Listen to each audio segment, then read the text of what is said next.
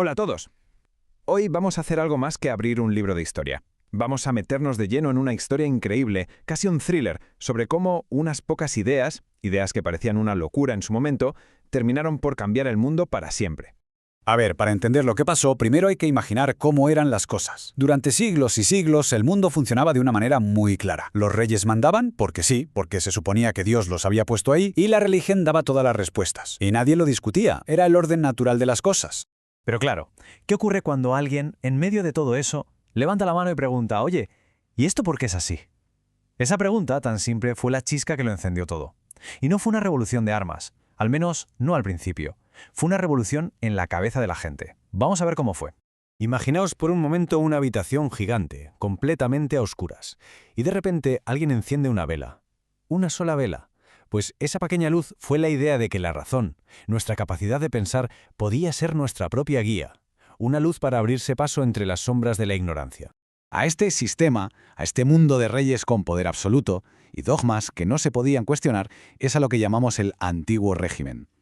Era el orden establecido, lo que siempre había sido así, y parecía que nunca iba a cambiar. Pero como veremos, sus cimientos ya estaban empezando a temblar. En esta nueva forma de lucha, la de las ideas, el arma más potente no iba a ser de acero. No. Estaba hecha de papel y de tinta. Y su objetivo era algo nunca visto: contener todo el saber humano en un solo lugar. Diderot y D'Alembert se metieron en un lío tremendo. Una tarea que parecía imposible. Pero es que la enciclopedia era mucho más que un montón de libros. Era una declaración de principios. Decía entre líneas que el progreso no venía de Dios, sino de la gente, de la ciencia, de la técnica. Y claro, el rey y la iglesia se dieron cuenta enseguida del peligro y la prohibieron.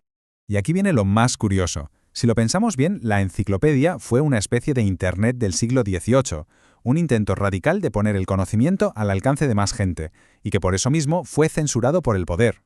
Ambos, la enciclopedia e Internet, se basan en la misma idea: que el conocimiento nos hace libres y cuestiona la autoridad. ¿A qué suena familiar? Vale, ya teníamos el arma, el conocimiento. Pero ahora hacían falta los arquitectos, las mentes que usaran ese conocimiento para diseñar una sociedad nueva. Una sociedad que no se basara en el derecho divino de los reyes, sino en los derechos de las personas. Y aquí entran en escena tres figuras clave.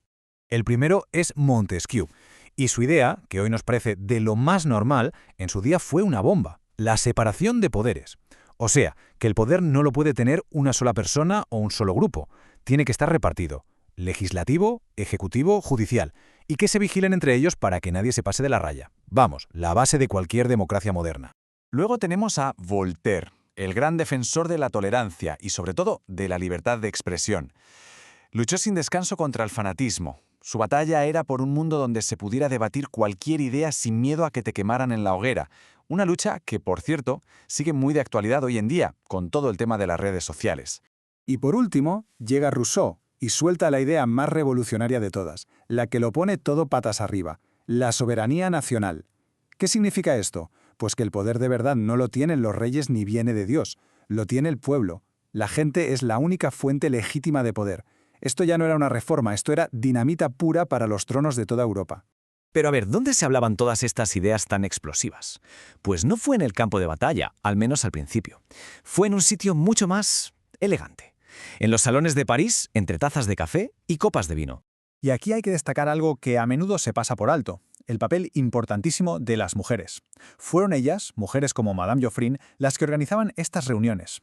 Sus salones eran espacios seguros, los únicos sitios donde un noble, un cura y un filósofo sin un duro podían sentarse a debatir de igual a igual. Sin ellas, quizás estas ideas nunca habrían salido de los libros. Esto nos deja ver que había todo un proceso.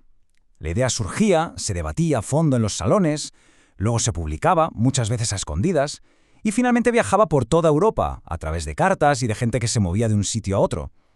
Era, por así decirlo, la red social del siglo XVIII. Más lenta, sí, pero increíblemente eficaz. Hasta ahora hemos hablado de libros, de debates, de palabras. Pero las palabras tienen consecuencias, y estas ideas estaban a punto de cruzar el Atlántico y de estallar en la cara del mundo. La teoría se iba a convertir en práctica, y lo iba a hacer con sangre y fuego. Esta cronología lo deja clarísimo. Hay una línea directa desde las ideas que se discutían en los salones de París hasta las grandes revoluciones que cambiaron el mapa del mundo. Las palabras de Rousseau se convirtieron en el grito de guerra de los revolucionarios en América y en Francia. Increíble. Al final, todo esto demuestra algo alucinante, que una idea, una buena idea, puede llegar a ser más fuerte que cualquier ejército. Lo que empezó como una pequeña luz en la oscuridad se convirtió en un incendio que transformó por completo la civilización occidental. Y ese es el gran legado que nos deja esta época. El derecho, y casi la obligación, de pensar por cuenta propia, de cuestionarlo todo. Así que la pregunta, en realidad, sigue en el aire. Gracias a esa chispa que se encendió hace siglos, ¿qué autoridades, qué verdades absolutas se están cuestionando hoy?